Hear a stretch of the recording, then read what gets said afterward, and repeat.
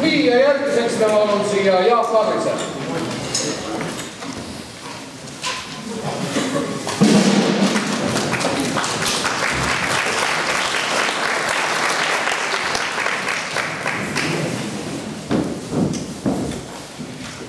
Edasi me räägime teile midagi mis väga põnev. Lugu sai alguse enne teist maailmasõda, kui Ulo Toomil käis mööda Eesti Vabariigi ringi ja korjas rattatantse. Jõudnud Muhumaale suvele külla, kui ma ei eksi, leidis tema sealt ühe naisterahva Leena Väärtnõu, kes tantsis temale ühe tantsu, mille nimi oli Targa reaalne. Nii palju, kui nüüd mina olen teada saanud põhiliselt, see on naiste tants, naised seda tantsivad laulupidudel korduvalt, võib-olla keegi on seda tantsinud. Ott Kask on võtnud selle meloodia ja sättinud kuupilorkestrile. Te kuulete seda selle aasta suvel laulupeol väga paljude filmidest esitatud laulukaare, kui te sinna jõuate. See on meie versioon asjast ja laulupeol siis saate kuulda teist.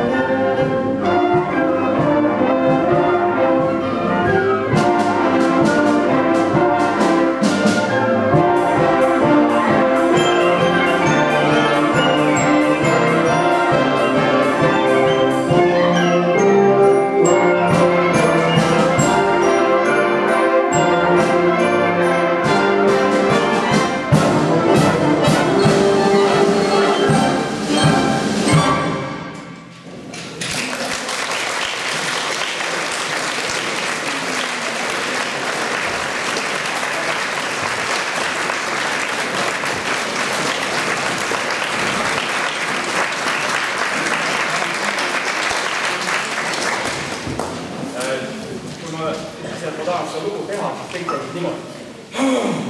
Aga minu arvates tuli päris hästi välja.